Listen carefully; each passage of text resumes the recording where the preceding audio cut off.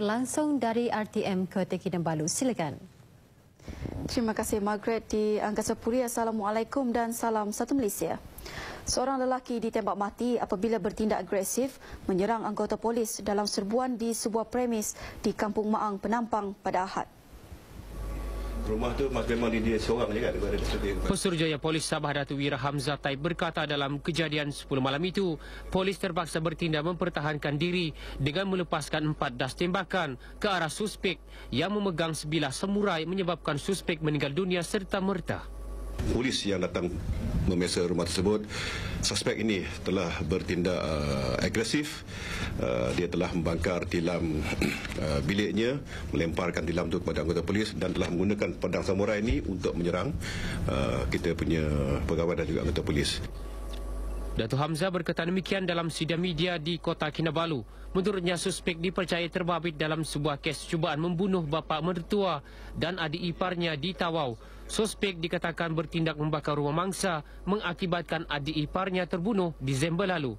Kes disiasat mengikut Seksyen 307 Kanun Keseksaan atas kesalahan membunuh. Sementara itu, Polis Sabah berjaya menahan 5 orang suspek bagi membantu siasatan kejadian tembakan di beberapa premis di sekitar Kota Kinabalu pada 10 dan 11 Januari lepas.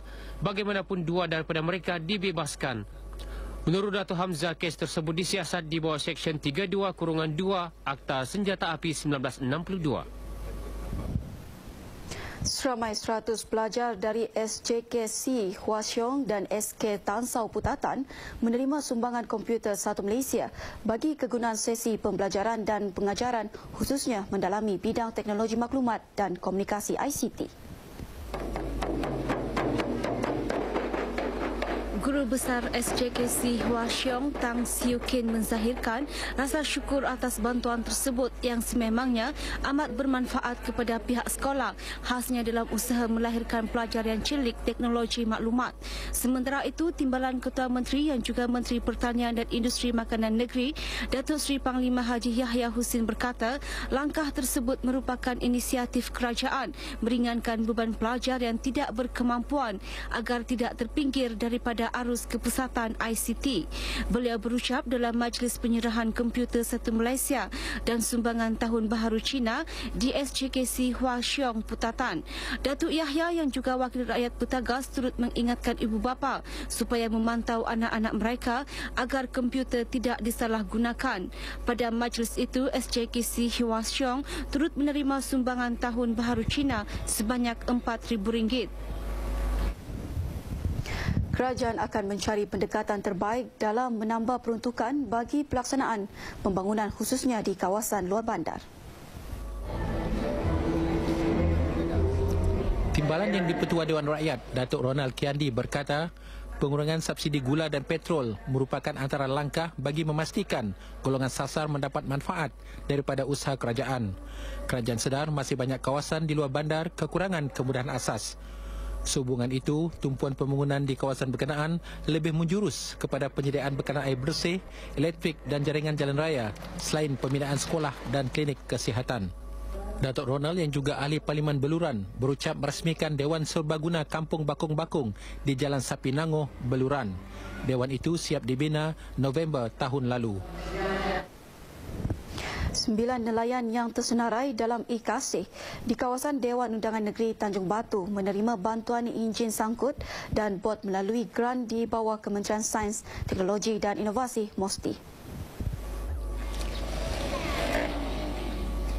Pembantu Menteri Pembangunan Kemajuan Sumber dan Teknologi Maklumat Negeri Dato' Hamisah Samad berkata, bantuan enjin itu merupakan usaha kerajaan dalam meningkatkan taraf ekonomi golongan nelayan di kawasan berkenaan. Beliau berharap bantuan tersebut dimanfaatkan dan digunakan sebaik mungkin. Ini berikutan ada di antara penerima bantuan yang mencari jalan pintas mengaut keuntungan dengan menjual bantuan yang diberi untuk mendapatkan hasil segera. Dato' Hamisah ditemui pemberita selepas majlis penyerahan bantuan enjin bot di Kampung Tanjung Batu di Tawau. Seterusnya kita ikuti dahulu tajuk-tajuk utama akhbar tempatan Sabah untuk hari ini Selasa 21 Januari 2014.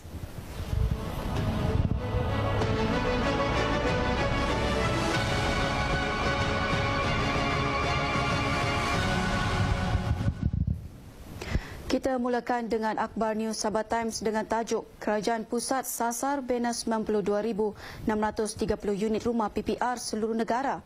Kerajaan Persekutuan melalui Kementerian Perumahan dan Kerajaan Tempatan KPKT telah menyasarkan pembinaan sebanyak 92,630 unit rumah di bawah program Perumahan Rakyat PPR di seluruh negara. Menteri Kesejahteraan Bandar, Perumahan dan Kerajaan Tempatan, Datuk Haji Abdul Rahman Dahlan berkata, daripada jumlah itu 69,336 unit sudah pun siap dan kira-kira 23,294 unit masih dalam pelbagai peringkat perancangan dan pelaksanaan. Sementara itu, di Akhbar Harian Express memaparkan tajuk penutupan besar-besaran loji rawatan air di Moyok besok. Pengguna-pengguna air di kawasan Penampang, Petagas, Putatan, Inanam, Kelombong, Likas, Luyang, Karamunsing, Sembulan, Tanjung Aru, Kepayan termasuk pusat bandar akan mengalami gangguan bekalan air besok. Jurucakap Jabatan Air menjelaskan gangguan bermula 8 pagi hingga 10 malam esok. Dan akhir sekali, di Akhbar Utusan Borneo memilih tajuk peniaga hanya letak tanda harga ketika pemeriksaan. Pejabat Perdagangan Dalam Negeri, Koperasi dan Kepenggunaan PPDNKK, Cawangan Sandakan mengesan taktik kebanyakan peniaga di pasar umum Sandakan yang meletakkan tanda harga hanya ketika pemeriksaan sedang dilaksanakan. Ketua cawangannya, Jo Azmi Jamil berkata, pihaknya memandang serius perkara itu dan akan membincangkannya dengan pengurusi pasar umum itu bagi mencari jalan penyelesaian sewajarnya. Baiklah saudara, bani itu tadi mengakhiri berita dari Sabah pagi ini. Kita kembali bersama Margaret di Angkasa Puri. Silakan. Terima kasih Nur Hazimah di Kota